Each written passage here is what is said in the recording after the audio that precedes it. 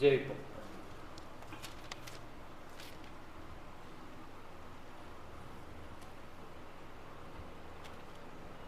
பரலோகத்திற்கு எங்கள் நல்ல பிதாவே, தகப்பனே, இதோ இந்த வாரத்தின் முதல் நாளிலே இதோ உம்மை நோக்கி கூப்பிடவும் உம்மை பற்றி தெரிந்து கொள்ள இந்த செய்தி மிக முக்கியமாக இந்த பந்தியில் கை வைக்க இந்த கூடி வந்திருக்கிறோம். தகப்பனே, நான் அல்ல தகப்பனே, நீரே பேசுகிறீர் தகப்பனே, என்னால் இல்லை தகப்பனே.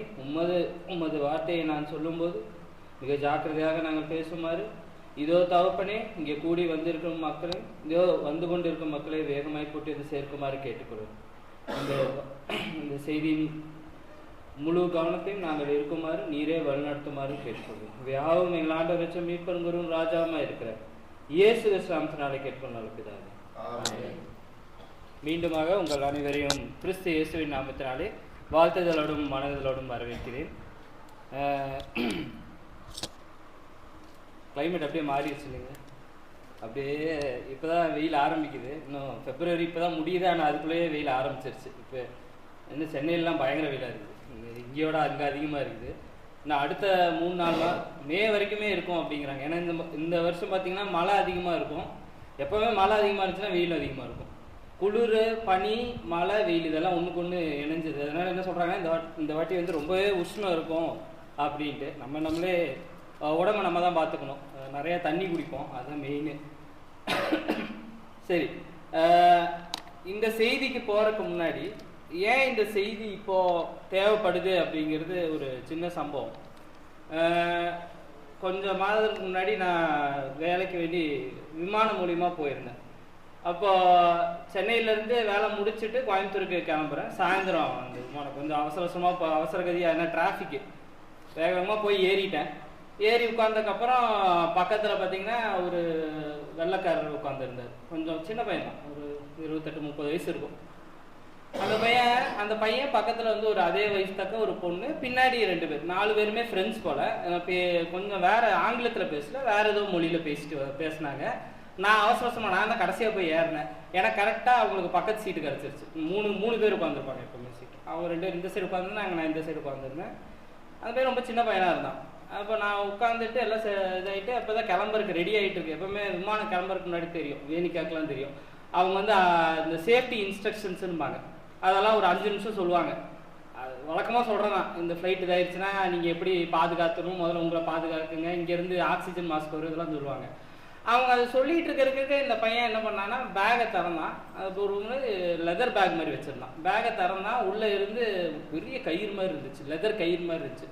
கயிறு எடுத்தால் 2 சின்ன பெட்டி இருந்துச்சு, 2 சின்னதாக இப்படி இந்த அளவுக்கு தான் இருந்துச்சு. என்ன பண்ணான்னா 2 கையிலையும் அந்த பெட்டியை வச்சான், இப்படி வச்சு கட்டினான், 2 சைடும் கட்டினான்.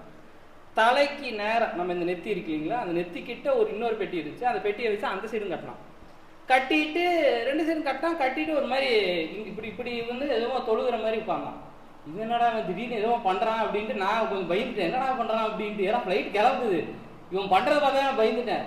அவன் பாட்டுக்கு அவன் பாட்டுக்கு வாய் மட்டும் முணுமுணுத்துட்டு இருந்து, சரி ஏதோ ப்ரே பண்ணுறான் போல அப்படின்ட்டு நம்மளுக்கு கொஞ்சம் பயம் ஆகி போச்சு. நாங்கள் தள்ளியே உட்காந்துருந்தேன். ஃப்ளைட்டை எடுத்துட்டாங்க, எடுக்கிற வரைக்கும் அவன் அப்படியே இது பண்ணிட்டு இருந்தான். எடுத்து முடிச்சு கொஞ்சம் இதானக்கப்புறம் திரும்ப இதாகிட்டு அதெல்லாம் கழட்டி அதே மாதிரி ப்ராப்பராக அதுக்குன்னு ஒரு பாக்ஸ் வச்சுருந்தான், எல்லாத்தையும் எடுத்து வச்சான்.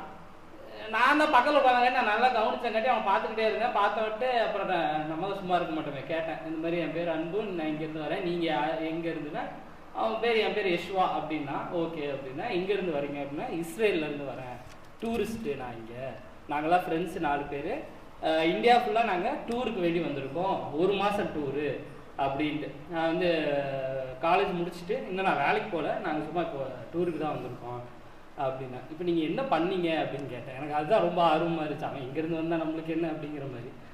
இது வந்து எங்கள் தொழுகை முறை, நான் வந்து ஜபம் பண்ணுற முறை, எப்போவுமே நாங்கள் வந்து பிரயாணம் பண்ணுறதுக்கு முன்னாடி இதை பண்ணணும் அப்படின்னு. நீங்கள் எந்த மதத்திலடா இப்படி ஒரு தொழுகை முறை இருக்குது அப்படின்னு. அப்படியா, சரி ஓகே, நீங்கள் எந்த இதில் இருக்கேன்னா, நான் வந்து ஒரு யூதன், நான் வந்து எங்கள் முறைமைப்படி இப்படி செய்கிறோம் அப்படின்னு. எனக்கு ஆச்சரியமாக இருந்துச்சு, இந்த மாதிரி முறைமை நான் கேள்வியே பட்டது இல்லையா அப்படின்னா. அவன் பைபிள்லேருந்து எடுத்து காட்டினான், இது எங்கே இருக்குது அப்படின்ட்டு. வாசிங்க, உபாகமம் 6ஆம் அதிகாரம் 8ஆம் வசனம். உபாகமம் 6ஆம் அதிகாரம் 8ஆம் வசனம். அவைகளை உன் கையின் மேல் திரும்ப படிங்க. அவைகளை உன் கையின் மேல் அடையாளமாக கட்டிக் கொள்வாயாக. அவைகள் உன் கண்களுக்கு நடுவே ஞாபகக்குறியாய் இருக்க கடவுள். அதையும் படிங்க. அவைகள் உன் கண்களுக்கு நடுவே ஞாபகக்குறியாய் இருக்க கடவுள். மேல படிங்க. அவைகளை உன் கையின் மேல் அடையாளமாக கட்டிக் கொள்வாயாக. அவைகள் உன் கண்களுக்கு நடுவே ஞாபகக்குறியாய் இருக்க கடவுள். அப்படியே மேல 7வது வசனத்தை படிங்க. நீ அவைகளை உன் பிள்ளைகளுக்கு கருத்தாய் போதித்து நீ உன் வீட்டில் உட்கார்ந்திருக்கும் போதும் வழியில் நடக்கிற போதும் படுத்துக் கொள்கிற போதும் எழுந்திருக்கிற போதும் அவைகளை குறித்து பேசி அவைகளை உன் கையின் மேல் அடையாளமாக கட்டிக் கொள்வாயாக. இது என்ன அவைகள் அவைகள் அவைகள்னு இதுக்கு முன்னாடி படிச்சீங்கன்னா நம்மளுக்கு தெரிஞ்சது தேவன் இஸ்ரவேல் மக்களை வழி நடத்திட்டு வராரு. அப்போ சில சட்டதிட்டங்கள் கொடுக்கிறாரு. இந்த சட்டதிட்டங்கள் மேல படிச்சீங்கன்னா தெரியும். நீ வந்து விபச்சாரம் பண்ணாத நிறைய சட்டத்திட்டம். அதுல முக்கியமான சட்டத்திட்டங்கள்லாம் நீ என்ன பண்ணிக்கணும், அதுதான் அந்த அவைகள். இந்த சட்டத்திட்டத்தை பார்த்தீங்கன்னா முன்னாடி படிச்சீங்கன்னா தெரியும். நேர காரணமா அந்த சட்டத்திட்டத்துக்குள்ள போல அதை நீ உன் கையில எழுதிக்கோ. அவர் சொன்ன விதம் என்னமா சொல்லியிருந்தாருன்னா நீ அதை ஞாபகம் வச்சுக்கோ. அவன் என்ன புரிஞ்சுக்கிட்டாங்கன்னா அதை நம்ம என்ன பண்ணணும், கட்டிக்கிட்டே இருக்கணும். அவன் இத அவங்களோட முறைமை. நீங்க இப்போ நெட்ல பாத்தீங்கன்னா தெரியும். யூதர்கள் அவரோட வீட்டு வாசல்ல ஒரு சின்ன பெட்டி வச்சிருப்பாங்க. போகும்போது வரும்போது தொட்டு கும்பிட்டு தான் போகணும். நீங்க மறந்து கூட தொட்டு கூட உள்ள போயிடக்கூடாது. அது தீட்டு அவங்களுக்கு. அந்த பெட்டி பேர் என்ன தெரியுங்களா? டெஃப்லியான். 2 விதமா இருக்கு. அதுலயே 2 பெட்டி, 2 ஒரு வசனத்தை குறிக்கிறது. உபாகத்துல இருந்து 8ல இருந்து 10ல இருக்கிறது ஒரு சின்ன பெட்டிக்குள்ள எழுதி உள்ள வச்சிருக்காங்க. அந்த பெட்டி அவன் தரன்னு எனக்கு காட்டினான். உள்ள வசனம் எழுதி இருக்கு. அதுல ஒரு பெட்டி பேரு யாத், இன்னொரு இது பெட்டி பேரு ராஷ். இது 2மே வேதாகமத்துல இருக்கு. அவங்க எங்க டிராவல் பண்ணாலும் என்ன பண்ணுங்க, இப்படி கட்டி சொல்லணும். அவன் ஏன் அதை சொல்லிட்டு அவன் என்கிட்ட சொன்னான், நான் வந்து தேவனுக்கு பயந்து இருக்கிறேன், என் பிரயாணத்தெல்லாம் அவர் என் கூட இருக்கணும்ட்டு அவர் சொன்னதை நான் அப்படியே கடைபிடிச்சிட்டு இருக்கிறேன். இது தேவனுடைய பயமா? இப்ப எனக்கு ரொம்ப ஆச்சரியமா இருந்துச்சு. அவங்க பையன் ரொம்ப சீரியஸா அதை சொன்னான். ஆனா நீங்க அவன் ரொம்ப நீங்க நல்லா கவனிச்சீங்கன்னா அவன் வெக்கப்படல, கூச்சப்படல அதை பண்றதுக்கு. அவன் பாட்டுக்கு எடுத்தான், செஞ்சான், உட்கார்ந்தான். அதை நான் கேட்கும்போது ரொம்ப அழகா எக்ஸ்பிளைன் பண்ணணும். பைபிள்ல இருந்து எடுத்து அழகா எக்ஸ்பிளைன் பண்ணலாம். நம்ம இத்தனை வருஷமா படிச்சிருக்கோம், இந்த வசனத்தை நம்ம கவனிச்சிருக்க மாட்டோம். இன்ன வரைக்கும் அவங்க முறைமையில இது இருக்கு. அவன் அதை என்னன்னு சொல்றான், நான் தேவனுக்கு பயந்து நடக்கிறேன். அப்ப இப்படிப்பட்ட பயத்தை தேவன் எதிர்பார்க்கிறாரா? அந்த ஒரு கேள்வி வரும். அப்ப நம்ம பயந்து நடக்கலையா? கரெக்டா? அடுத்த கேள்வி அதான் வரும். இவன் பயந்து நடக்கிறானா, அப்ப நான் பயந்து நடக்கலையா? ஏன்னா இங்க யார் சொல்றது? இத தேவன் தான் சொல்றாரு. அப்ப ஆனா அவர் என்னன்னு சொல்றாரு, திரும்ப நீங்க படிச்சு பாருங்க. இன்று நான் உனக்கு கட்டளையிடுகிற இந்த வார்த்தைகளை உன் இருதயத்தில், அதுதான் முதல்ல. அதுக்கு அடுத்ததான் இதெல்லாம் வருது. அவன் அதை விட்டுட்டான், அடுத்ததெல்லாம் பிடிச்சுக்கிட்டான். ஓ, இதை நம்ம கயிறா கட்டி என்ன பண்ணுவோம், வச்சுக்கணும், இல்லாட்டி நம்மளுக்கு ஏதாவது தப்பு நடந்துடும். ஆக தேவ பயம் என்பது என்ன? அதுதான் அங்க கேள்வி. அவன் அழகா அதை பேக் பண்ணியிருந்தான். நீங்க பாத்தீங்கன்னா அந்த பெட்டியே அழகா இருந்துச்சு. இது அவங்க வச்சிருக்காங்க எல்லாருமே. நீங்க நெட்ல பாத்தீங்கன்னா தெரியும். அது பேரு டெஃப்லியான். இதுக்கு பேரு தோரா அப்படிம்பாங்க. தோரா வாசகம்பாங்க. நீங்க இந்த கொச்சின்ல போனீங்கன்னா சினகாகுன்னு இருக்கும். நீங்க நான் சொல்லியிருக்கேன்னு நினைக்கிறேன். இஸ்ரேலோட யூதர்களோட சர்ச். அதுல வந்து மோசேவோட கட்டளைகள் தான் பிரதானமா இங்க வைப்பாங்க. அதைத்தான் அவங்க படிப்பாங்க, வேற எதையும் படிக்க மாட்டாங்க. அதுல தோரா வாசகங்கள்னே இருக்கும். அவங்க அந்த தோராவை தான் பின்பற்றுவாங்க. அது ஏன்னா தேவனால மோசேக்கு டைரக்டா கொடுத்தது, அதைத்தான் தேவனங்களை பின்பற்ற சொல்லியிருக்காங்க. அவர்களை பொறுத்த வரைக்கும் இயேசுங்கிறவர் ஒரு மெசேஞ்சர், அவ்வளவுதான். அப்போ இவர்கள் பயப்படுவதை தேவன் எதிர்பார்க்கிறாரா? இல்லை, எப்படிப்பட்ட பயம் தேவன் நம்ம இடத்தில் எதிர்பார்க்கிறார்? ஏன்னா இப்ப நம்மளுக்கு உங்களுக்கு நல்லா தெரியும். இப்போ வந்து நியூஸ் ஃபுல்லா தான் இருக்கு. நியூஸ் கரெக்டா ஃபாலோ பண்றவங்களுக்கு அது தெரியும். ஈரானுக்கும் போர் வந்து முச்சத்துல போயிட்டு இருக்குது எல்லா இடத்துலையும். இப்ப துபாயில நேத்து குண்டு போட்டு முக்கியமான ஹோட்டல் மேல குண்டு போட்டிருக்காங்க. இன்னைக்கு காலையில நியூஸ். ஏன்னா எனக்கு ஃப்ரெண்ட்ஸ் நிறைய பேர் இருக்காங்கட்டி தெரியும்.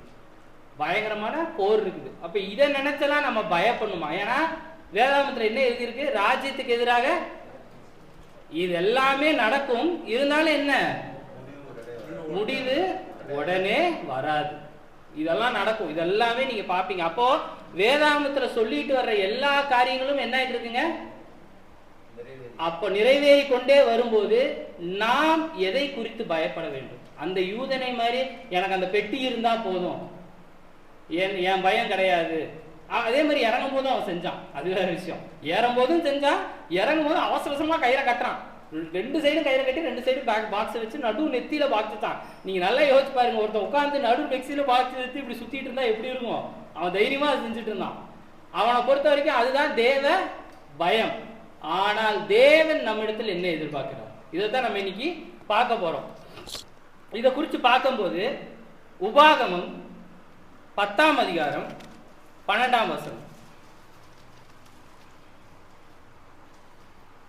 உபாகமம் 10ஆம் அதிகாரம் 12ஆம் வசனம். இப்பொழுதும் இஸ்ரவேலே நீ உன் தேவனாகிய கர்த்தருக்கு பயந்து. அதோட நிறுத்துங்க.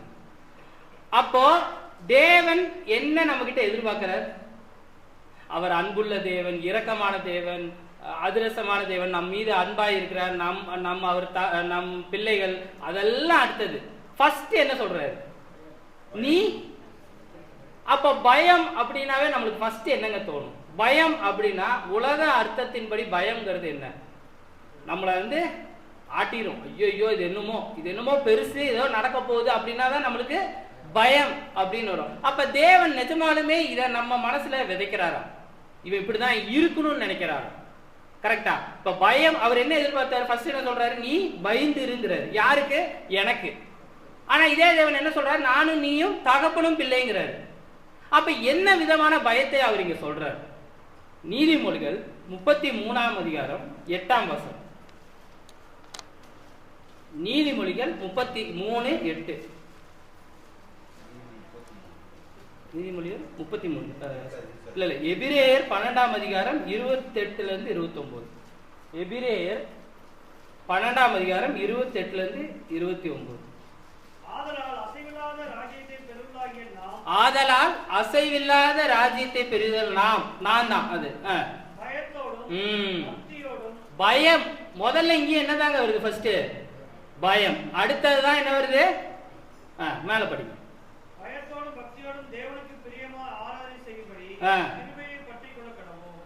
தேவன் உங்களிடத்துல ஃபர்ஸ்ட் என்ன எதிர்பார்க்கிறாரு?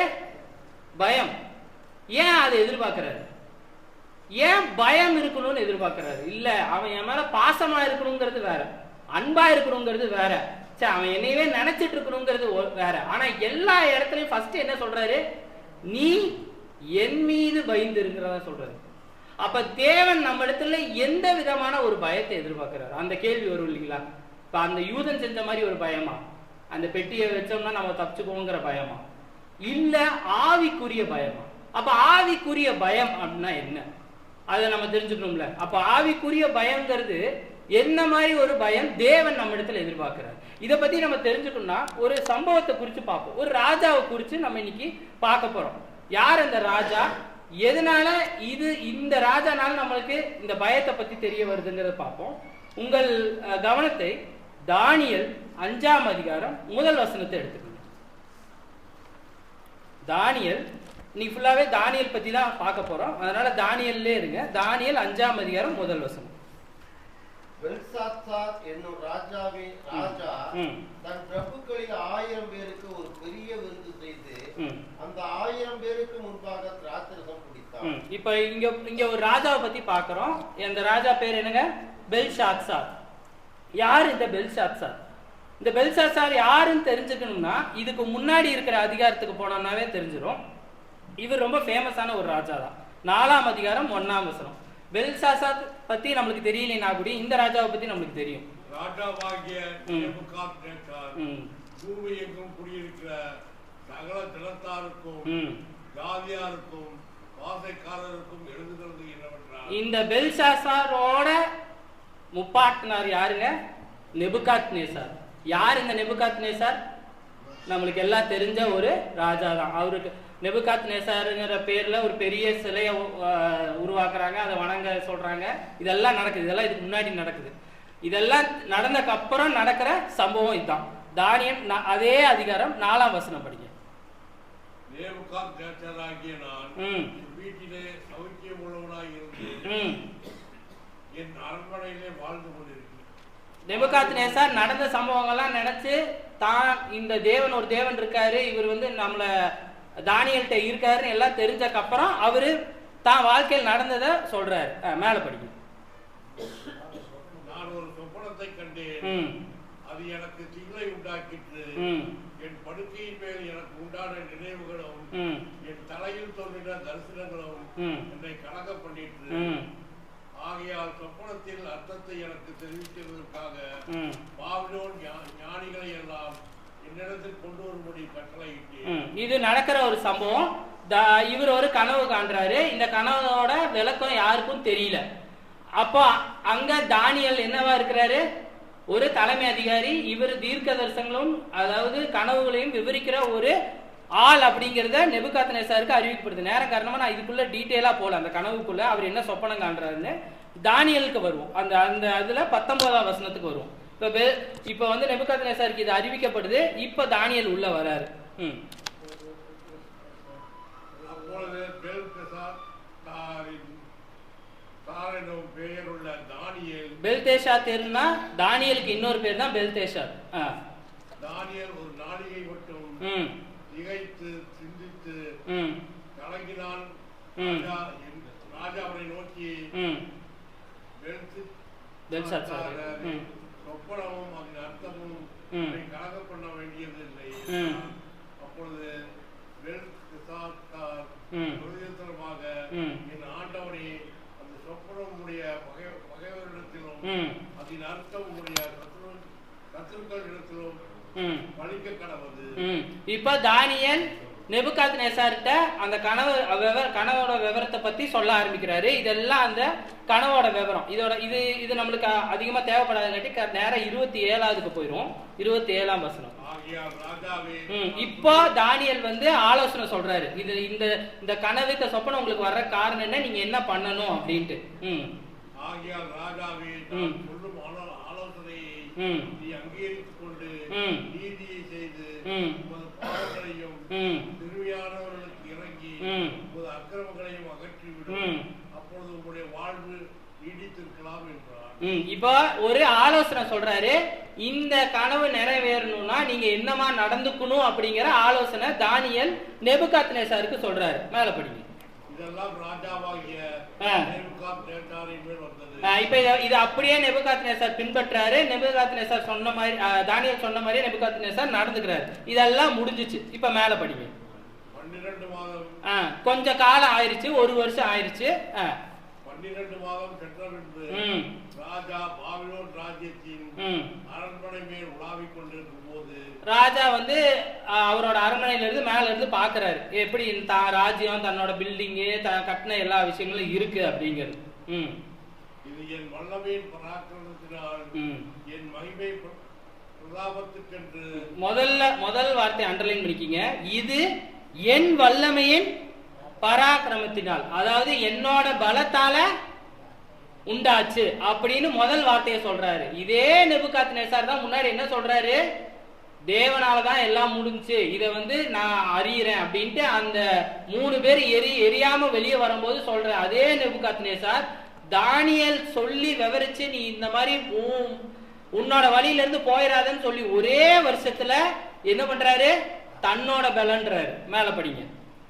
என் மகிமை பிரதாபத்துக்கென்று ராஜ்யத்துக்கு அரண்மனையாக நான் கட்டினால் மகா பாபிலோன் அல்லவா என்று சொன்னார். இதுதான் தேவ பயம் அவனிடத்தில் இல்லைங்கிறதுக்கான முதல் அறிகுறி. நம்ம இடத்தில் தேவ பயம் இல்லை என்றால் முதல்ல நம்ம என்ன நினைப்போம், நான் தான் பண்ணேன், என்னாலதான் முடிஞ்சிச்சு, நான் கட்டினது இவ்வளோ, என்னோட காரு, என்னோட பில்டிங்கு, இதெல்லாம் நாம் நினைக்க ஆரம்பிக்கும் போது தேவ பயம் நம்ம இடத்தில் இல்லை என்பது அர்த்தம். அதை தாங்க நேபுகாத்நேச்சார் சொல்றோம். நேபுகாத்நேச்சார் வழியாக நமக்கு அறியும் செய்தி இதுதான். அப்போ தேவ பயம் நம்ம இடத்தில் இல்லை அப்படின்னா இதுதான் நம்ம இடத்தில் முதல் வரும். இந்த மனமேட்டிமை தேவன் வெறுக்கிறார், மிகவும் வெறுக்கிறார். அந்த மனமேட்டிமை வரக்கூடாதுன்னு தான் அவர் முதல்ல என்ன சொல்றாரு, நீ எனக்கு பயந்துரு, அப்பதான் நீ என்ன ஆவ, தாழ்மை அடைவ. இல்லாட்டி நீ என்ன பண்ணுவ, உன் ஆலோசனை என்னங்கிறது எனக்கு தெரியும், தேவன் அறிவார். நீங்க அடுத்த லைனை படிங்களேன், ரொம்ப ஆச்சரியமான ஒரு லைனு. வார்த்தை ராஜாவின் வாயில் இருக்கும் போது அந்த லைனை திரும்ப படிங்க. இந்த வார்த்தை ராஜாவின் வாயில் இருக்கும் போதே, அதாவது என்ன, அவன் என்ன அதை சொல்லியே முடிக்கலங்க. அவன் அந்த ஸ்டேட்மெண்ட்டை முடிக்கவே இல்லை. நான் கட்டினேன் அப்படின்னு சொல்லிதான் முடிக்கல. இன்னும் மேல படிங்க. வானத்திலிருந்து ஒரு சத்தம் உண்டாகி ராஜாவாகிய நேபுகாத்நேச்சாரே, ராஜ்யபாரம் உன்னை விட்டு. அவ்வளவுதான். தேவன் முதல் அடி இதுதான். நீங்கள் அவருக்கு பயப்படாமல் போனால் முதல் அடி, ஃபர்ஸ்ட் அடி என்ன, நேரா பேசுறாரு. உன்னை விட்டு என்ன போக போகுது? ஒரு ராஜ்யம் போக போகுது. நான் உனக்கு சொப்பனம் மூலியமா என்ன சொன்னேன்? பயந்துரு. தானியேல் தான் அங்க சொல்றாரு, நீ எனக்கு பயந்துருன்னு. ஆனா முதல்ல நீ என்ன பண்ணிட்ட? ஒரு வருஷம் பயப்படுற மாதிரி பயந்த. நம்மளும் அப்படிதான் ஆரம்ப கட்டத்துல அப்படியே பயந்துகிட்டே இருப்போம். ஏதாவது பிரச்சனை வந்துச்சுன்னு வைங்களேன், அப்படியே பயந்து தேவன் மட்டும்தான் அப்படிங்கிறோம். கொஞ்சம் நம்ம அப்படியே நம்ம லைஃப் ஸ்மூத் ஆச்சுன்னா முதல்ல நம்ம என்ன யோசிப்போம்? நீங்களே என்னை நானே நினைச்சு பண்ணாலும் அப்படிதான். நம்ம நினைச்சங்காட்டி தான் இதெல்லாம் தப்பிச்சிச்சு அப்படின்னு. அதை தேவன் வெறுக்கிறார். அவர் தன்னுடைய பிள்ளைகளை அவரோட நினைக்கிறத நினைப்பார். அவர் என்ன நினைக்கிறாருன்னா, நாம் பயந்து இருக்க வேண்டும், அவரை கொண்டு பயம் இருக்க வேண்டும். அங்க வார்த்தை முடியறதுக்கு முன்னாடி என்ன வந்துருச்சு? தேவனுடைய அங்க மேல இருந்து சத்தம் வந்துருச்சு. அடுத்த நிமிஷமே வந்துருச்சு. இந்த மனமேட்டிமையை, இந்த பெருமையை தேவன் வெறுக்கிறார். ஏன் தெரியுங்களா? ஏசாயா 14ஆம் அதிகாரம். ஏன் இதை தேவன் அப்படி வெறுக்கிறார்? ஏன் அது பெருமைப்படுறதுனால என்ன ஆக போகுது? இது ஒரு காரணம் இருக்கும்ல. ஏசாயா 14ஆம் அதிகாரம் 13ல இருந்து 14 படி. நான் வானத்துக்கு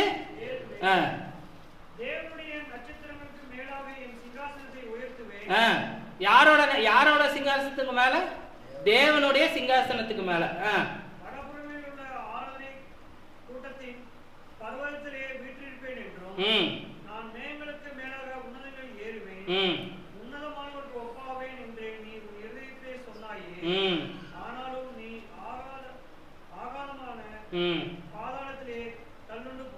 யார பத்தி இதுங்க?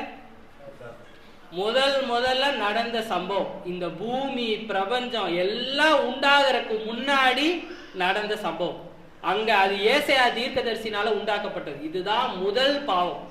பைபிள்ல நம்ம நிறைய வாட்டி சொல்லுவோம், ஆதாம் ஏவாள் கனியை சாப்பிட்டதான் முதல் பாவம். இதுக்கெல்லாம் முன்னாடி, அதாவது பிசாசானவன் உண்டானது இந்த வசனத்தினாலதான். நீங்க திரும்ப அதை படிச்சு பார்த்தீங்கன்னா தெரியும்.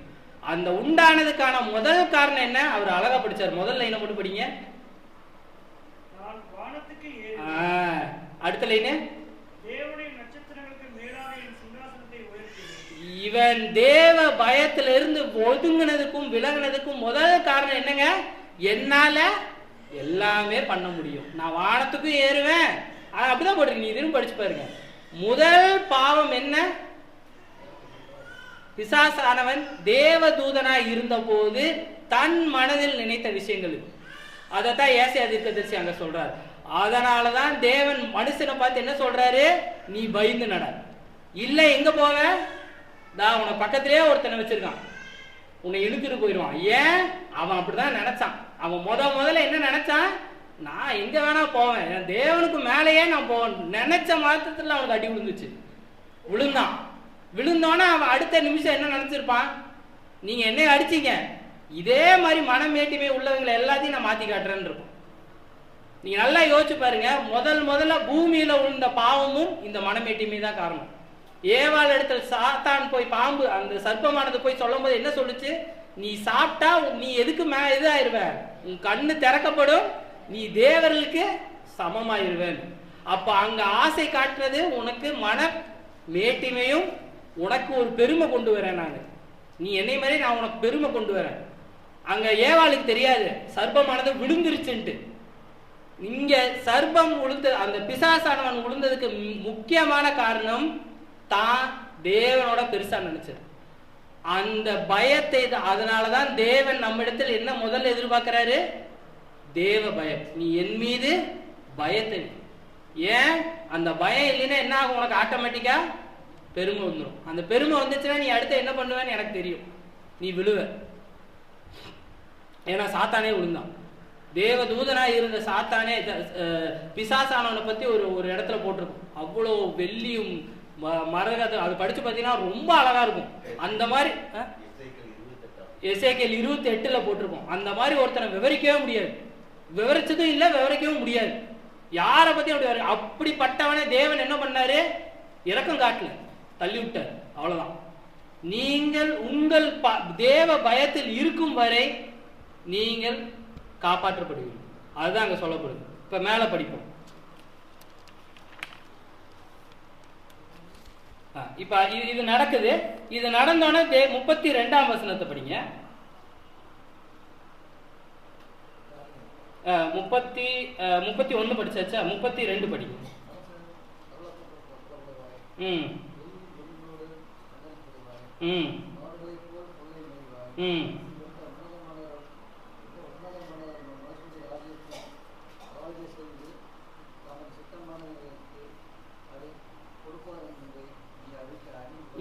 இங்க அவனுக்கான நியாய தீர்ப்பு கிடக்குது. இப்ப இங்க நீங்க இதுக்கு முன்னாடி படிச்சு பாத்தீங்கன்னா அவன் சொல்லும் போதே நடக்குது அப்படிங்கிறதுக்கு ரொம்ப பெரிய உதாரணம் என்ன தெரியுங்களா? யாத்ராகமம் 16ஆம் அதிகாரம் 7ஆம் வசனம். யாத்ராகமம் 16ஆம் அதிகாரம் 7ஆம் வசனம். விடியற்காலத்தில் கர்த்தருடைய மகிமையை காண்பீர்கள். கர்த்தருக்கு விரோதமான உங்கள் முறுமுறுப்புகளை அவர் கேட்டார். உங்கள் முறுமுறுப்புகளை என்னாகமம் 12ஆம் அதிகாரம் 1-2 படிக்கல. இதே மாதிரி என்னாகமம் 12ஆம் அதிகாரம் 1-2. எத்தியோப்பியா தேசத்து ஸ்திரீயை மோசே விவாகம் பண்ணி இருந்தபடியினால் மிரியாமும் ஆரோனும் அவள் விவாகம் பண்ணின எத்தியோப்பியா தேசத்து ஸ்திரீ நிமித்தம் அவனுக்கு விரோதமாய் பேசி கர்த்தர் மோசேயை கொண்டு மாத்திரம் பேசினாரோ எங்களை கொண்டும் அவர் பேசினது இல்லையோ என்றார்கள். கர்த்தர் அதை கேட்டார். தேவன் உங்கள் அருகில் இருந்து கேட்டுக்கொண்டே இருக்கிறார். இதுதான் அங்க இருந்து தெரியுது. நேபுகாத்நேசர் அங்க என்ன சொல்லியே முடிக்கல அந்த வார்த்தையை, அதுக்குள்ள அவர் அங்க நியாய தீர்ப்பு வந்துருச்சு. அப்ப என்ன அர்த்தம்? தேவ பயம் நம்மிடத்தில் இருந்தால் நம் வார்த்தைகள் அவரை குறித்து மட்டும்தான் இருக்கும். இதுதான் நம்ம இரண்டாவது செய்தி. முதல்ல தேவ பயம் எப்படி இருக்க வேண்டும், இரண்டாவது தேவ பயம் இருந்தால் நம் வார்த்தை இல்லை, நம் யோசனையே தேவனை குறித்து தான் இருக்கும். நீதிமொழிகள் 139ஆம் அதிகாரம் 4ஆம் வசனம். சங்கீதம் 139ஆம் அதிகாரம் 4ஆம் வசனம்.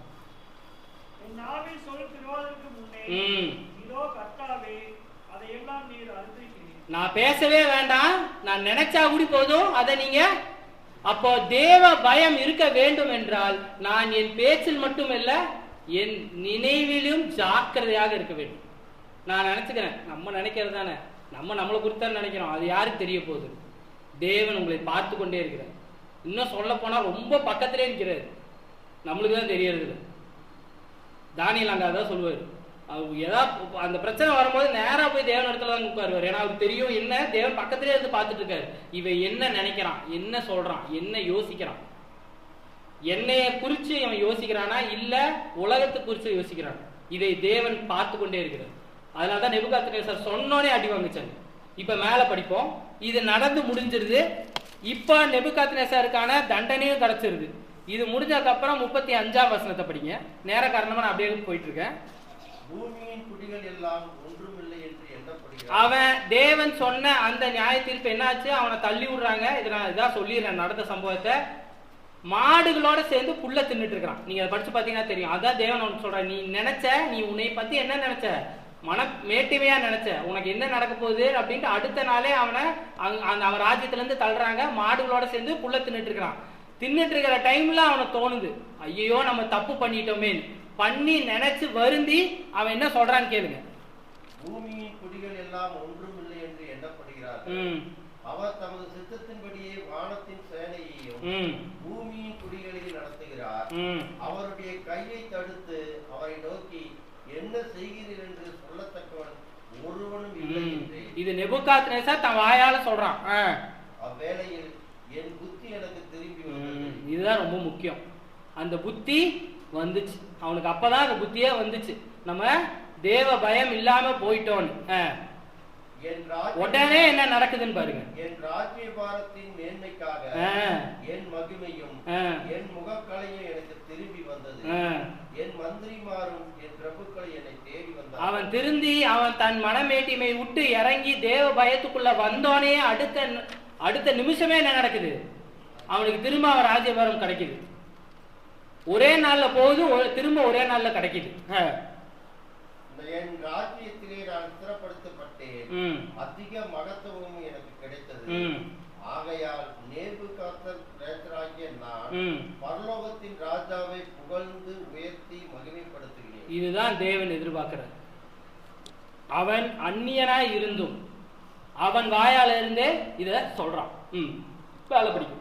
அவருடைய கிரியையெல்லாம் சத்தியமும் அவருடைய வழிகள் நியாயமும் ஆனவைகள்.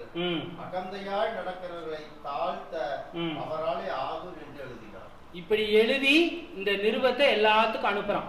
மக்கள் எல்லாத்துக்கும் அனுப்பிச்சு இவங்க தேவன் தான் ஒரே தேவன், இவர்களுக்கு பயந்துதான் நம்ம நடக்கணும்னு. இதுதான் அந்த நேபுகாத்நேசர். இப்படி நடந்து கொஞ்ச காலம் கழிச்சு அவரோட காலத்துக்கு அப்புறம் அவரோட குடும்பத்துல வர்ற ஒரு வாரிசு தான் யாரு?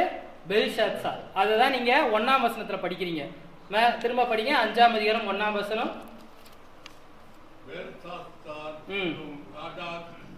ராஜா தன் உறவுகளில் 1000 பேருக்கு ஒரு பெரிய விருந்து செய்து அந்த 1000 பேருக்கு முன்பாக இதெல்லாம் நடந்து முடிஞ்சதுக்கு அப்புறம் பெல்ஷாத்சார் தான் அரண்மனையில ஒரு விருந்து ஏற்பாடு பண்றாரு. என்ன விருந்துங்கிறது நம்மளுக்கு தெரியாது, ஆனா ஒரு விருந்து.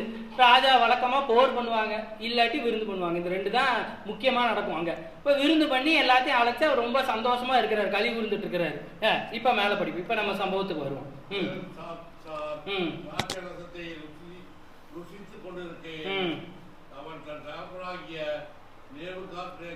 அப்போ இங்க என்ன தெரியுதுன்னா அவரோட தகப்பன். இது லைன்ல வர்ற ஒரு ராஜா.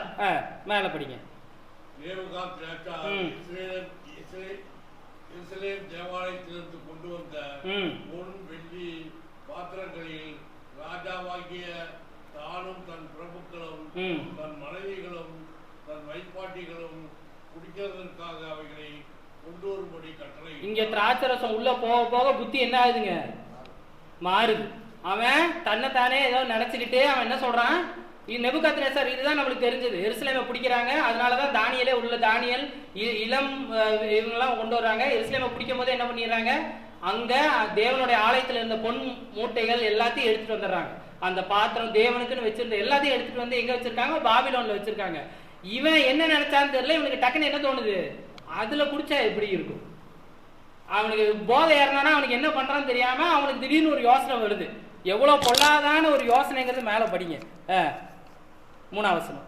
அப்பொழுது எருசலேமில் உள்ள தேவனுடைய வீடாகிய ஆலயத்திலிருந்து எடுக்கப்பட்ட அங்க இருந்து எடுத்துட்டு வந்து இங்க வச்சிருக்காங்க. பொற்பாத்திரங்களை கொண்டு வந்தாங்க. அதை கொண்டு வந்துட்டாங்க. ஏன்னா ராஜா வச்சு ராஜா சொன்னா ஒன்னும் பேச முடியாது, ஒன்னும் பண்ண முடியாது. கொண்டு வந்துட்டாங்க. அவைகளில் ராஜாவும் பிரபுக்களும் அவருடைய மனைவிகளும் அவருடைய வைப்பாட்டிகளும் குடித்தார்கள். இது தேவன் அப்படியே பார்த்துட்டு இருக்காரு. இந்த சம்பவத்தை அப்படியே நடந்ததெல்லாம் பார்த்துக்கிட்டே இருக்கிறார். தேவனுடைய ஆலயத்திலிருந்து எடுத்துட்டு வந்ததை வச்சு என்ன பண்றாங்க? குடிக்கிறாங்க. குடிச்சது மட்டும் அல்லாமல் அடுத்த வசனத்தை படிங்க. அவர்கள் திராட்சரசம் குடித்து பொன்னும் வெள்ளியும் வெண்கலமும் இரும்பும் மரமும் கல்லுமாகிய தேவனை புகழ்ந்தார்கள். அங்க அடிக்கிறார் தேவன். இது குடிச்சது மாத்திரம் இல்லாம என்ன பண்றாங்க? தன்னுடைய அது அழகா விவரிச்சிருக்காங்க பாருங்க. பொன்னும் வெள்ளியும், கடைசியா ஒரு வார்த்தை போட்டுப்பாங்க பாருங்க, கல்லும் ஆகிய தேவர்கள். அது ரொம்ப முக்கியம். அது தெளிவா போட்டாங்க. அந்த கல்லும் ஆகிய தேவர்கள் என்ன சொல்றாங்க? இது வந்து முன்னாடி ராஜா இப்ப போர் நடக்கும்போது நீங்க பார்த்திருப்பீங்க. ஒரு நாட்டுக்கு இன்னொரு நாட்டுக்கு போர் நடக்கும்போது நியூஸ் பேப்பர் படிக்கிறவங்களுக்கு தெரியும். அப்படி நடக்கணும் அப்படிங்கிற மாதிரி ஏதாவது சண்டை இவங்களுக்கு நடக்க போகுதுனாவே என்ன பண்ணுவாங்கன்னா, அந்த நாட்டோட பீரங்கி எவ்வளோ படிச்சிருக்கீங்க, பார்த்துருக்கீங்களா? ராணுவ படை எவ்வளோ, இந்த அது ஒரு லிஸ்ட் பண்ணுவாங்க. இந்த நாட்டுக்கு இவ்வளோ இருக்கு, இவன் இவ்வளோ வச்சிருக்கான், இவன் இது வந்து ஒரு நாட்டுக்குள்ள ஒரு பெருமை. என் நாட்டில் இவ்வளோ இருக்கு, நான் உன்னை அடிச்சா என்ன ஆகும், முடிஞ்சு அப்படின்ட்டு. ஆனா முன்னாடி என்ன பண்ணுவாங்கன்னா, ராஜ்யத்துக்கு ஒரு ராஜா வந்து தன் பெருமை, அதாவது போர்ல பெருமை காட்டினா என்ன பண்ணுவாங்கன்னா, தன் தேவர்களை தான் சொல்லுவாங்க. நான் உன்னை மேற்கொண்டு நீ தோத்துட்டீங்கன்னா என்ன அர்த்தம், என் கூட என் கூட இருக்கிற தேவன் உயிருள்ள தேவன், நீ கல்லு தேவன், அப்படிதான் இருப்பாங்க. ஏன்னா அங்க வந்து பீரங்கி இதெல்லாம் கிடையாது. அவங்க ஒருத்தன் பெருமை பாராட்டிக்கிறதே தேவர்கள் குறித்தான். என் தேவன் தான் பெரிய தேவன், ஏன்னா நீ உன் தேவன் உன்னை கைவிட்டாரு, நீ என்கிட்ட வந்துட்ட.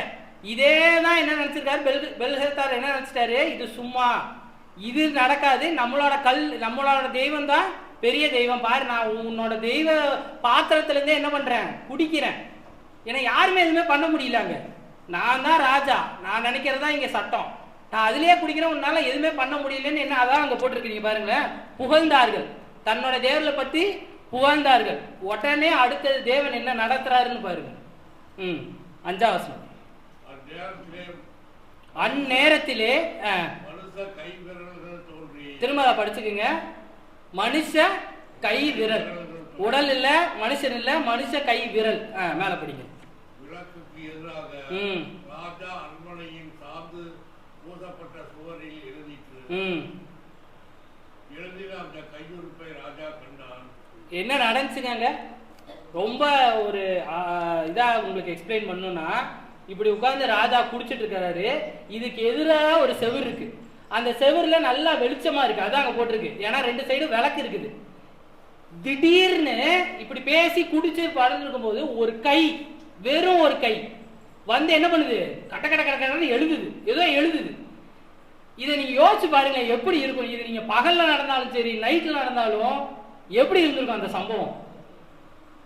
ஒரு திகில் படம் பார்த்த மாதிரி தான் இருந்திருக்கும். நமக்கு நேர்ல வெறும் கை, இது வரைக்கும் மணிக்கட்டு வரைக்கும் தான் இருக்குது, அந்த கை பாட்டுக்கு வந்து எழுதிக்கிட்டு இருக்குது, அதுவும் வெளிச்சமான ஒரு இடத்துல. ராஜா முன்னாடி ராஜா அதை பாக்குறான், பார்த்தோன்னா அவனோட அடுத்த ரியாக்ஷன் எப்படி இருக்குன்னு பாருங்க. எல்லாத்தோட முகம் வேறுபட்டிருக்கும். நம்ம அங்க இருந்தாலும் அதான் நடந்திருக்கும். ஐயோ என்னடா இது வெறும் கை வந்து எழுதுதுன்னு, வேற என்ன நடந்திருந்தாலும் அங்க பெருசா ஆச்சரியப்பட்டு மாட்டான். வெறும் கை வந்து எழுதும் போது என்ன ஆகும், பயம் வந்திருக்கும். அவன் நினைச்ச எல்லா விஷயமும் என்னாச்சு, அவனுக்கு கலங்கியே போச்சு. அவன் பயத்துல என்ன பண்ணிட்டான், நம்ம குடிச்சதெல்லாம் இதா இருக்குன்னு சொல்லுவாங்க. நீங்க பாத்துறீங்களா, அண்ணா பார்த்துருப்பாரு, குடிச்சிட்டு வண்டி ஓட்டிட்டு வருவாங்க, போலீஸை பார்த்தோன்னா அவ்வளவுதான், அப்படியே நின்றுவாங்க, எல்லாம் இறங்கிரும். அப்படிதான் அங்க நடந்திருக்குது. குடிச்சதெல்லாம் அவனுக்கு இறங்கி போச்சு. மேல படிங்க. இப்படி அர்த்தம் என்னன்னா, அப்படியே கீழே இருக்கிறது எதுவுமே வேலை செய்யலன்னு அர்த்தம். அந்த அளவுக்கு ராஜா பயந்துட்டான். மேல படிங்க. அவனுடைய புலங்கால்கள் ஒன்றோடு ஒன்று மோதிக்கொண்டது, அப்படின்னா நடுங்கிட்டு இருக்கான்னு அர்த்தம். முதல் வசனத்துல தன்னை பெருமையா பேசின ஒரே ஆள் 2 வசனம், அந்த நடந்து ஒரு 10 நிமிஷம் கேப்ல என்னாச்சு, நடுங்கி அவனுக்கு என்ன பண்றதுனே தெரியாம நின்றுட்டு இருக்கான். அப்படியே எல்லாரும் அங்க 1000 பேர், நீங்க முதல் வசனத்தை கவனிச்சா தெரியும், அங்க 1000 பேர் கூடியிருந்தாங்க. அதுதான் அங்க தெளிவா போட்டிருக்கோம். 1000 பேர் இதை பார்க்க ஒரு கை எழுதிட்டு இருக்கு, அவ்வளவுதான். அங்க அதான் போட்டிருக்காரு, எதுவுமே போடல, ஒரு கை எழுதிட்டு இருக்கு. அது என்னன்னு கூட தெரியல இவங்களுக்கு, என்ன எழுதிட்டு இருக்குன்னு தெரியல. மேல படிக்கும். ராஜா ஒருத்த சத்தமிட்டு ஜோசியரையும் கல்தையரையும் குறி சொல்கிறவர்களையும் உள்ளே அழைத்து வரும்படி சொன்னார். ராஜா பாபிலோன் ஞானிகளை நோக்கி, இந்த எழுத்தை வாசித்து இதன் அர்த்தத்தை எனக்கு வெளிப்படுத்துகிறவன் எவனோ அவன் ரத்தாபர்வம் கழுத்திலே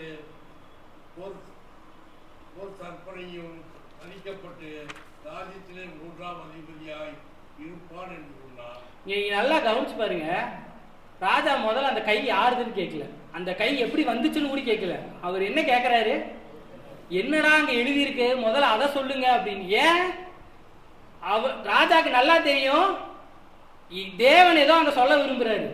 அது கை யாரோடதுன்னு தெரிஞ்சிருச்சு, தேவனோட தான் தெரிஞ்சிருச்சு. அதனால அவன் அதை பத்தி கேட்க கூட இல்லை. என்ன எழுதி இருக்கு, தேவன் என்ன சொல்ல வர்றாருன்னு தயவு செய்து சொல்லுங்கன்னு யார்கிட்ட கேட்கறாரு. இவங்க அப்பா தகப்பன் இதெல்லாம் ஒரே இதுதான் போல, இவங்களும் அப்படிதான் பண்ணுவாங்க. சொப்பனம் கண்டோன்னே அவர் என்ன பண்ணாரு, நேபுகாத்நேசர் ஞானியும் எல்லாத்தையும் கூட்டுவான்னு சொன்னாரு. இதே மாதிரிதான் அவனும் பண்றான். மேல படிங்க. அப்பொழுது ராஜாவின் ஞானிகள் எல்லோரும் வந்து சேர்ந்தார்கள். ஆனாலும் அவர்கள் அந்த எழுத்தை வாசிக்கவும், அந்த எழுத்து என்னன்னே தெரியல, ஏதோ ஒண்ணு எழுதியிருக்கான என்னன்னே தெரியல, அதன் அர்த்தத்தை ராஜாவுக்கு தெரிவிக்கவும் கூடாது இருந்தது. இப்ப ராஜாவுக்கு என்ன ஆகுது, அப்போது மேல படிக்கும். அப்பொழுது ராஜாவாகிய பெல்ஷாத்சார் கலங்கினான், இன்னும் பயந்துட்டான். அவனுக்கு பிரச்சனை என்னன்னா, ஏதோ நடந்துருச்சு, ஒரு கை வந்து நிக்குது, ஆனா அது என்ன எழுதி இருக்குன்னு தெரியலையே, ஏதோ பிரச்சனை நடக்க போகுதுன்னு தெரிஞ்சிருச்சு. அவனோட மொத்த உடலுமே வேலை செய்யாம போயிருச்சு, அப்படியே கலங்கி நிக்கிறான். அவனுக்கு அதை விவரிக்க சொல்ல ஆள் இல்லை. அப்ப இது நடந்துட்டு இருக்க நான் நேர காரணமா அப்படியே போறேன். இதை அப்படியே ராஜாத்திக்கு அங்க எல்லாம் அப்படியே இருக்காங்க, அப்படியே ஃப்ரீஸ் ஆகி நிக்கிறாங்க. இதை ராணி, அந்த ராஜாத்திங்கிறவங்க ராணிக்கு அறிவிக்கப்படுது. அவங்க மிகவும் கொஞ்சம் ஞானவானா இருந்திருப்பாங்க போல. அவங்க என்ன சொல்றாங்கன்னா, இந்த மாதிரி செய்யற விஷயத்த அறிவிக்கிறதுக்கு யார் இருக்கா, தானியல்னு ஒருத்தர் நம்ம நாட்டிலே இருக்காரு, அவரை கூப்பிடுன்ட்டு அப்படியே மேல படிச்சுட்டு வாங்க. இதெல்லாம் நடக்குது. 12ஆம் வசனத்துக்கு வந்துரும்.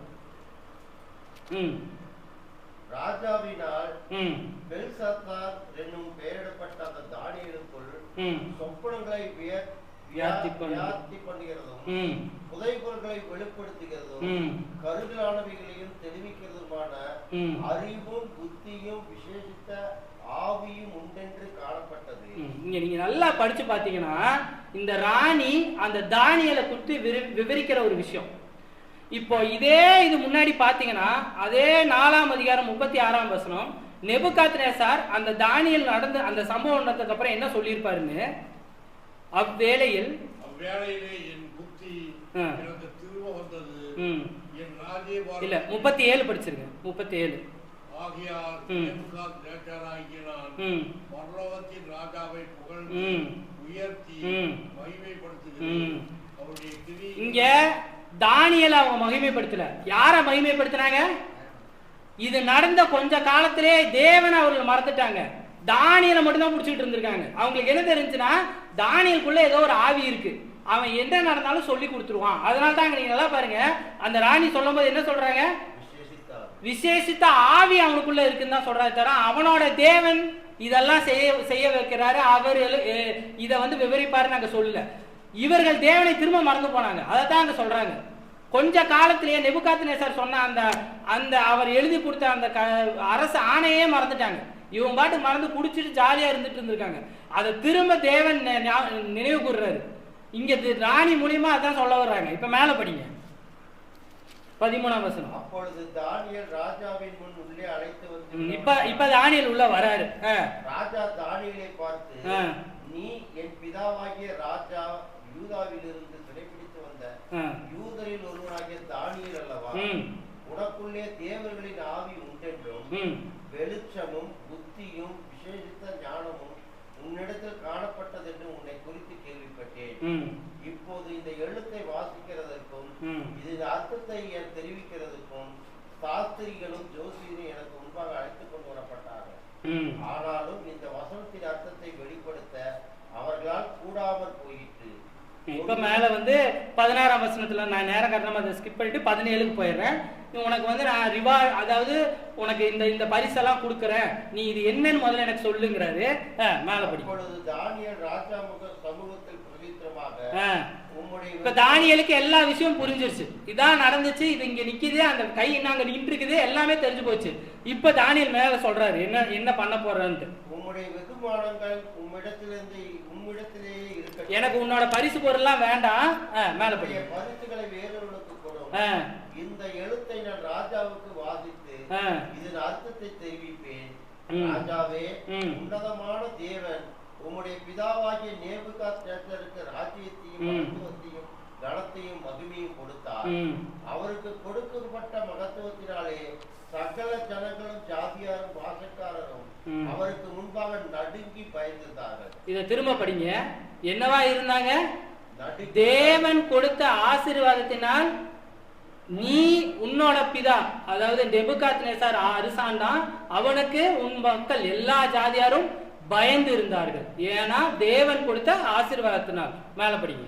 அவர் தமக்கு சித்தமானவைகளை கொன்று போடுவார், தமக்கு சித்தமானவைகளை உயிரோட வைப்பார், தமக்கு சித்தமானவைகளை உயர்த்துவார், தமக்கு சித்தமானவைகளை தாழ்த்துவார்.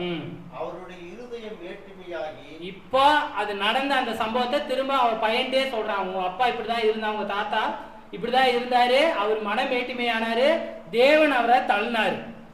அவருடைய இருதயம் மேட்டுமையாகி அவருடைய ஆவி கர்வத்தினாலே கடினப்பட்ட போது அவர் தமது சிங்காசனத்திலிருந்து தள்ளப்பட்டார். அவருடைய மகிமை அவரை விட்டு அகன்று போயிட்டு. இப்போ இதெல்லாம் சொல்லி விவரிக்கிறாரு. நேர காரணமா நான் அடுத்தது போயிடுறேன். 22ஆம் வசனம் படி. அவருடைய குமாரனாகிய பெல்சாத்சார் என்னும் இப்படி இருந்த உன்னோட முப்பாட்டினார், உன்னோட பிதா, இப்ப நீ எப்படி இருக்க அப்படிங்கறத சொல்றாரு. நீ எல்லாத்தையும் இதை கேள்விப்பட்ட, எல்லாம் உனக்கு தெரியும், ஆனாலும் நீ எப்படி இருக்க? இதத்தான் தேவன் பார்த்தார். நீ உன் இருதயத்தை என் முன்னாடி தாழ்த்தல. அதுதான் தேவ பயம்.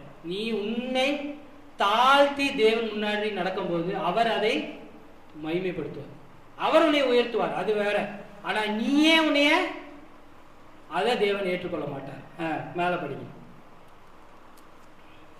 பரலோகத்தின் ஆண்டவருக்கு விரோதமாக உம்மை உயர்த்தினீர், அவருடைய ஆலயத்தின் பாத்திரங்களை உமக்கு முன்பாக கொண்டு வந்தார்கள், நீரும் உம்முடைய பிரபுக்களும். இப்ப நடக்கிறது எல்லாத்தையும் சொல்றாரு. இப்ப 24க்கு வந்துரும். அப்பொழுது அந்த கையிருப்பு அவரால் அனுப்பப்பட்டு அவரால் அனுப்பப்பட்டு. இங்க தானியேல் ஃபர்ஸ்ட் ஸ்டேட்மெண்டே அதான் சொல்றாரு. நீ செஞ்ச எல்லா அக்கிரமத்துக்கும் தேவன் என்ன சொல்றாரு? ஃபர்ஸ்ட் அந்த கையுறுப்பு அனுப்புறாரு. இந்த எழுத்து எழுதப்பட்ட, இது தேவனால் எழுதப்பட்ட எழுத்து. எழுதப்பட்ட எழுத்து என்ன? இப்பதான் அவர் அந்த எழுத்துக்கே வராரு. அவர் பிதா பண்ணதை சொல்லி, நீ என்ன பண்ணிட்டு இருக்கேன்னு சொல்லி, அவன் முதல்ல அவன் என்ன நிலையில் இருக்கான்னு சொல்லிட்டு அப்புறம் அந்த ஸ்டேட்மெண்ட்டுக்கு வராரு. என்ன அந்த வாசகம் அப்படின்ட்டு. மேனே மேனே திக்கேல் உப்பாரிசின் என்பதே. இது ஏன் அவர்களுக்கு பாபிலோனியர்களுக்கு புரியலைன்னா, இது எழுதுனது அரமிக், அதாவது எரேமிய யூத பாஷை, அதனால அவனுக்கு புரியல. தாவீது யூதர், அதனால அவனுக்கு புரியும். மேல படிங்க. இந்த வசனத்தின் அர்த்தமாவது மேனே என்பதற்கு தேவன் உன் ராஜ்யத்தை மட்டிட்டு அதற்கு முடிவுண்டாக்கினார் என்றும், தெக்கேல் என்பதற்கு நீ தராசிலே நிறுத்தப்பட்டு குறைய காணப்பட்டாய் என்றும். மேனே என்பதற்கு அர்த்தம் தேவன் உன் ராஜ்யத்தை மட்டிட்டு, அதாவது அவர் நீ பண்ணது எல்லாத்தையும் எண்ணிட்டே வராரு. நீ எவ்வளவு பாவம் செஞ்ச, நீ என்னெல்லாம் பண்ணியிருக்கங்கிறத இது ஒரு வார்த்தையும் ஒரு வாசகம் அப்படிதான் வரும். நீங்க கீழே படிச்சீங்கன்னா ஒரு வார்த்தை ஒரு வாசகம். ஃபர்ஸ்ட் வாசகத்துல என்ன சொல்ல வர்றாருன்னா, நீ தேவனுக்கு பயப்படாமல் இருந்து உன் வழியில் உன் இஷ்டத்துப்படி நடந்தார். அது அவர் எண்ணிட்டே வராரு. தேவன் உங்களையும் என்னையும் இப்படிதான் பார்க்கிறார். நாம் நம் பாவத்திலிருந்து ஒதுங்கி தேவ பயத்துக்குள்ள இருக்கோமா, அவர் அதை பார்த்து கொண்டே இருக்கிறார். மேல படிங்க. தெக்கேல் என்பதற்கு நீ தராசிலே நிறுத்தப்பட்டு குறைய காணப்பட்டாய் என்றும். நீ உன்னை மட்டும் இல்ல, தேவன் எல்லாத்தையும் என்னவா நிறுத்துறார். ஒரு சைடு தராசு, ஒரு சைடு நம்ம, ஒரு சைடு நாம் செய்த எல்லா பாவங்களும் இப்படிதான் நிற்கும். எப்படி நிற்கும்னா அது நம்மை நாம் தான் அறியணும். தேவன் அதான் சொல்றாரு, உன்னை தராசுல நான் நிறுத்தி பார்க்கிறேன், நீ எப்படி இருக்கணும், நான் எதிர்பார்த்த மாதிரி இருக்கும். ஆனா நீ என் மீது இல்லாத பயத்தினால் எப்படி போற, உன் இஷ்டத்துக்கு போற. பெரேஸ் என்பதற்கு உன் ராஜ்யம் பிரிக்கப்பட்டு மேதியருக்கும் பெர்சியருக்கும் கொடுக்கப்பட்டது என்றும் அர்த்தமாம் என்றார். அப்பொழுது பெல்சாத்சார் தானியேலுக்கு ரத்தாம்பரத்தையும் அவனுடைய கழுத்தில் பொன் சரப்பணியும் கற்பிக்கவும், ராஜ்யத்திலே அவன் 3ஆம் அதிகாரியாய் இருப்பவன் என்று அவனை குறித்து பறைமுறையிடவும் கட்டளையிட்டார். இதை பத்தி தானியேல் பெருசா எடுத்துக்க மாட்டாரு. ஏன், தானியேலுக்கு என்ன தெரியும், இவனை தேவன் தள்ள போறாரு, இவன் கொடுக்கிற வெகுமதி எனக்கு, அதனாலதான் அவர் சொல்லிட்டாரு, நீ கொடுக்கிற வெகுமதியை வேற யாருக்காவது கொடு. ஏன்னா தானியேலுக்கு நல்லா தெரியும் தேவன் அவனை அப்பவே அடிக்க போறாருன்னு. மேல படிங்க.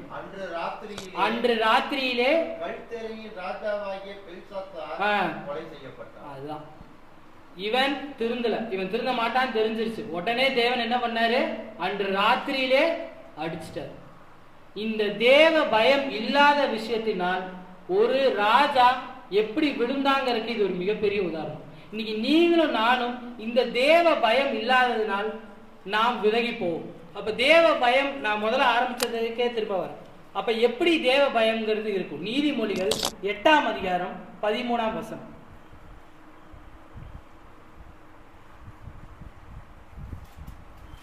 நீதிமொழிகள் 8ஆம் அதிகாரம் 13ஆம் வசனம். இதுதான் தேவ பயம்.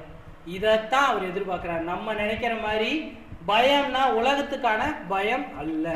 நம்ம உலகத்துல நான் நினைச்சிட்டு இருக்கோம் பயம்னா பிரச்சனைன்னு வரும்போது ஒரு பயம் வருங்க, அந்த பயம் அல்ல. நம்ம எதிரியை நினைச்சு பார்ப்போமே, அந்த பயம் அல்ல. நாட்டுக்கு போர் நடக்குது, ஐயோ இது என்ன, அந்த பயம் இல்லை.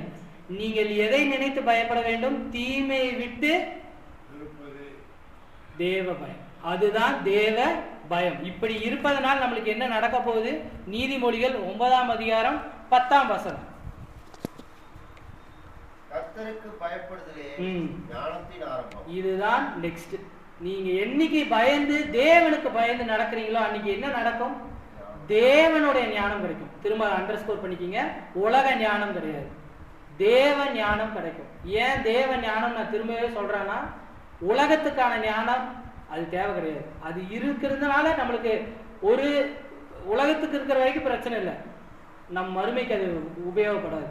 தேவ ஞானம் தர வேண்டும் என்றால் முதல்ல என்ன வேணும்? எனக்கு தேவ பயம் வேணும். அப்பதான் தேவ ஞானம் கிடைக்கும். கடைசியா இது நடந்துச்சுன்னா நம்மளுக்கு என்ன நடக்கும்? சங்கீதம் 103ஆம் அதிகாரம் 13ஆம் வசனம்.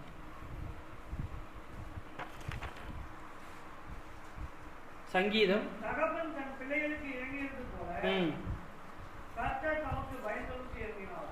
ஞானம் பெற்றக்கு அப்புறம் தேவன் தனக்கு பயந்தவர்களுக்கு அவரோட இரக்கம் கிடைச்சிட்டா வேற என்னங்க வேணும்? அந்த இரக்கத்துக்கு வேண்டிதானே நம்ம இவ்வளவு தூரம் பாடுபடுறது. அப்ப அந்த இரக்கம் கிடைக்க வேண்டும்னா இதுக்கு எல்லாத்துக்கும் முன்னாடி என்ன? பயம். அந்த தேவ பயம் இருந்தால்தான் ஞானம் கிடைக்கும். ஞானம் கிடைத்தால்தான் நமக்கு அவருடைய இரக்கம் கிடைக்கும்.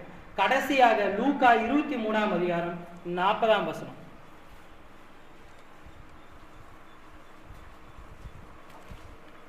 லூக்கா 23. இது நமக்கு எல்லாம் தெரிஞ்ச ஒரு சம்பவம். 2 கல்லர்கள் இயேசு கிறிஸ்து நடுவில் தொங்குறாரு. கடைசி தருணம் அந்த ஒரு கல்லை சொல்றான், நீ ரட்சியும், நீரே ரசிக்க மாட்டேங்கிற அப்படின்ற மாதிரி அவரை திட்டுறான். இன்னொரு கல்லை சொல்ற பதில பாருங்க. முதல் வார்த்தை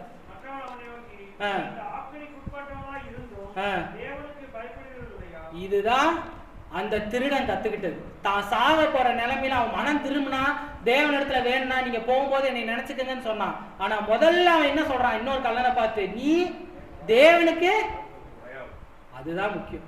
அதைத்தான் அவங்க சொல்றான், நீ பயப்படு. முதல்ல இவ்வளவு நடந்ததுக்கு அப்புறம் நீ பயப்படாம இருக்கியே. இப்ப இந்த பயம்தான் அவனை எங்க கொண்டு போச்சு? பரதேசி கொண்டு போச்சு. அவன் கடைசி நேரத்துல பயந்தான் தேவனுக்கு. அவன் வாழ்நாள் ஃபுல்லா பயப்படல, வாழ்நாள் ஃபுல்லா அவன் பாட்டுக்கு அவன் இஷ்டத்துக்கு இருந்தான். ஏசு கிறிஸ்து படுற பாடம் பார்த்து அவனுக்கு என்ன வந்துருச்சு?